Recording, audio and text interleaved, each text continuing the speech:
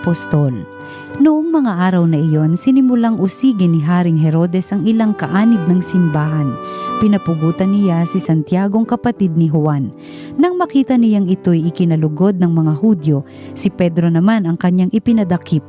Nangyari ito noong pista ng tinapay na walang lebadura. Pagkadakip kay Pedro, ito'y ikinulong at pinabantayan sa 4 na pangkat ng tig-4 na kawal. Ang balak ni Herodes ay iharap siya sa bayan pagkatapos ng pista, kaya't nanatiling nakabilanggo si Pedro. Samantala, siya'y taimtim na ipinananalangin ng simbahan. Gabi noon, si Pedro'y natutulog sa pagitan ng 2 kawal. Gapo siya ng 2 tanikala at may mga tanod pa sa harap ng pinto ng bilangguan. Siya'y nakatakdang iharap ni Herodes sa bayan kinabukasan. Walang ano-ano'y lumitaw ang isang anghel ng Panginoon at nagliwanag na mabuti sa silid piitan. Tinapik niya ang tagiliran ni Pedro at ginising. "Bumangon ka, dali," wika ng anghel. Pagdakay nakalag ang mga tanikala sa kanyang mga kamay. "Magbigkis ka't magsuot ng panyapak," sabi ng anghel. Gayon nga ang kanyang ginawa. Sinabi pa sa kanya ng anghel, "Magbalabal ka't sumunod sa akin." Lumabas naman si Pedro at sumunod sa kanya. Ngunit hindi niya alam kung tunay ang nangyayari. Ang akala niya'y nananaginip lamang siya. Nakalampas sila sa una at pangalawang bantay. Nakarating sila sa pintuang bakal na labasan patungo sa lungsod. Ito'y kusang nabuksan at lumabas sila. Pagkaraan nila sa isang kalye, biglang nawala ang anghel. Naliwanagan ni Pedro ang nangyari kaya't sinabi niya, "Ngayon ko natiyak na totoo palang lahat. Sinugo ng Panginoon ang kanyang anghel at iniligtas ako sa kamay ni Herodes at sa inaasahan ng mga Hudyo na mangyayari sa akin." Ang salita ng Diyos.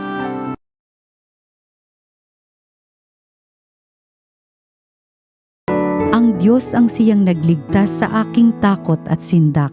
Panginooy aking laging pupurihin, sa pasasalamat di ako titigil, aking pupurihin kanyang mga gawa, kayong naaapi makinig matuwa.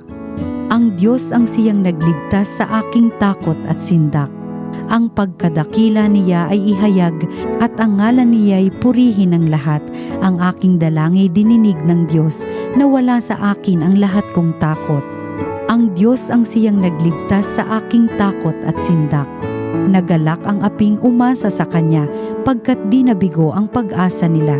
Tumatawag sa Diyos ang walang pag-asa, sila'y iniligtas sa hirap at dusa.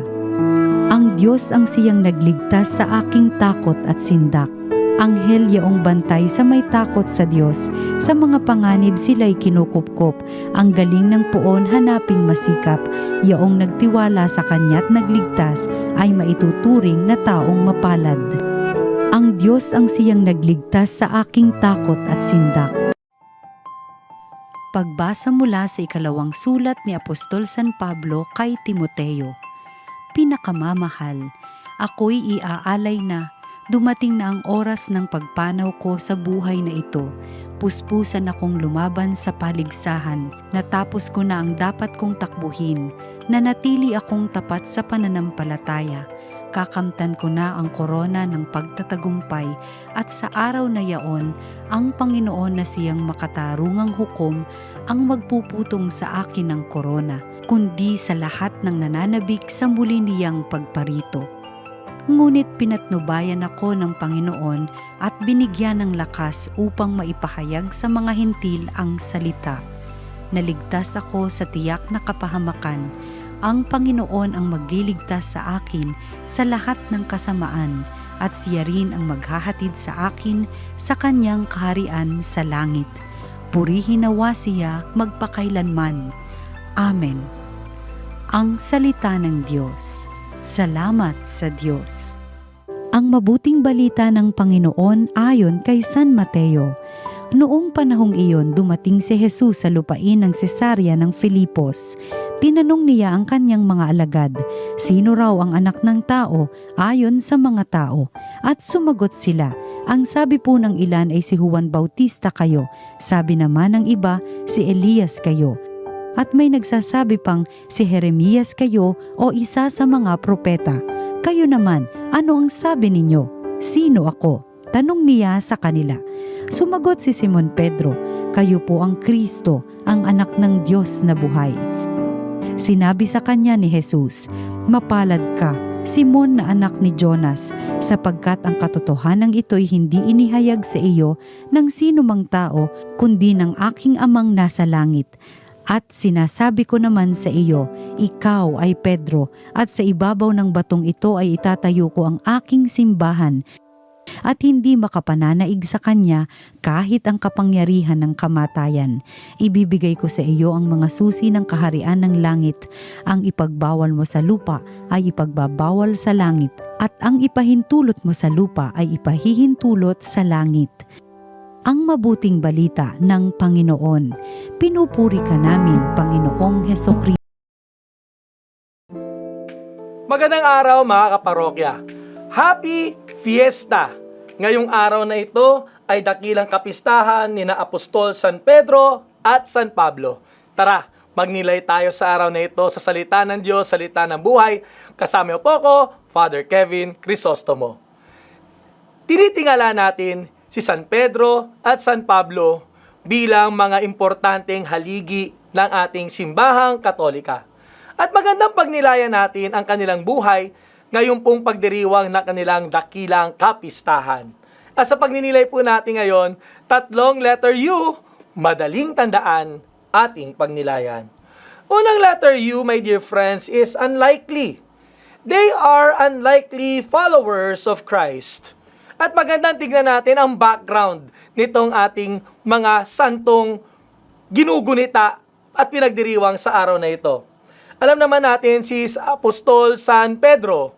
Bago siya maging Pedro, siya ay si Simon, isang ordinaryong mangingisda na kaengkwentro si Jesus. Ang mga mangingisda naman po, hindi naman po katulad ng mga scribes and Pharisees na nakapag-aral tungkol sa batas. Pero tinawag ni Jesus. Sa matapos ang gabi na walang huli, tinawag ni Jesus sa sumunod sa kanya, maging fisher of men. Sumunod kay Jesus. Alam din naman natin ang kanyang ugali. Very passionate, sometimes to the point of being impulsive, no? Minsan tira ng tira, banat ng banat, di nag-iisip. Ilang beses na napagalitan pa nga ni Jesus. Pero alam din naman natin yung kanyang redeeming factor. His profession of faith, nung kanyang sinabi na si Jesus, ang Mesiyas, ang Kristo. Kaya nga siya naging Pedro, naging sandigan, naging bato kung saan itatayo ang simbahan. Alam naman natin ang kwento rin ni San Pablo. Sabi po siya isang dating Pariseo, manguusig ng mga Kristiyano. Nagkaroon pa nga po ng pagkakataon at sabi daw po andun daw siya noong ang unang martir na si San Esteban ay pinarusahan ng kamatayan. Pero alam naman natin na dumaan siya sa landas ng pagbabago.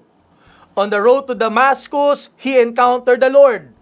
Bagamat hindi siya kasama sa original na 12, pero sa kanyang enkwentro sa Panginoon, doon sa daan patungong Damasco, kung saan kinumpronta ang kanyang pagkakamali at tinawag siya na maging Kristiyano at sumunod kay Jesus at ipangaral ang mabuting balita, he became the apostle to the Gentiles. My dear friends, unlikely. Hindi inaasahan, ngunit tinawag. Hindi inaasahan, ngunit pinagkatiwalaan. Hindi karapat-dapat, pero nabago ng kanilang engkwentro kay Kristo. Tayo rin naman po, we are all unlikely followers of Christ. Lahat naman tayo merong kahinaan, katulad ni Pedro at ni Pablo.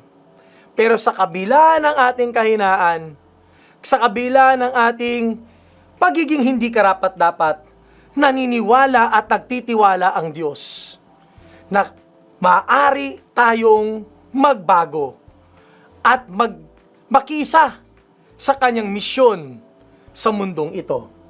Unlikely. Pangalawang letter U, unique. Magandang makiunawaan natin, Peter and Paul are called to two different, unique missions in the church. Peter, we know, is the leader of the apostles. and of course, leader of the church. Kaya nga, yung Pope is coming from that heritage, that tradition from St. Peter as the Vicar of Christ. Si Peter din po ay guro, tagapagturo. Kaya nga po, katedra, no? Yung upuan. Ito yung luklukan, and we celebrate the chair of St. Peter on February 22. Si Paul naman po, iba yung kanyang ministry. Si Paul naman po ay missionary. Misyonero at bumubuo ng komunidad. Pumupunta sa iba't ibang lugar para itayo ang simbahan. At higit sa lahat, gabayan ang komunidad para palaging nakatuon kay Kristo. Unique. Tayo rin po, we have our own unique missions in life. Iba-iba ang misyon natin sa simbahan. Kaya paalala at panyaya, mga kaparokya, walang room for comparison. Walang room for competition. Wala rin pong room for complaining when we are in mission. Magkakaiba, hindi nagkukumpetensya. Magkakaiba, kaya nagtutulungan. Sabi nga, iba't ibang bahagi, ngunit iisang simbahan. We have unique charisms and gifts. Let us appreciate the uniqueness of one another in the one mission of Christ. At yung pangatlong letter, yung mga kapatid, unshakable. Magandang tularan natin ang halimbawa ni Peter at ni Paul. They are the unshakable foundations because of the unshakable faith that they have gained from their experience and encounter with Christ. Sumaksi sila sa Ebanghelyo. Kahit nasa harap ng kamatayan, kahit nasa harap ng pagsubok, hindi sila tumigil. At ang kanilang pananalig kay Kristo, kahit maputulan ng ulo, kahit napahirapan, kanilang pinagdaanan. Sapagkat ito ang pagsaksi nila sa sakripisyo ni Jesus. We are also called to have this unshakable faith. Sa mga panahon minsan na maraming ingay at ang dami-daming sinasabi ng mga tao tungkol sa atin na nais lamang maglingkod at magbigay ng sarili sa Diyos. Tumugon lang tayo sa Panginoon. Ituon lang natin ating paningin sa Panginoon. At alam natin ang Panginoon natin hindi nagpapabaya sa mga tao na nagbibigay, nagmamahal, naglilingkod sa Kanya. Tularan si Pedro at Pablo ang kanilang unshakable faith.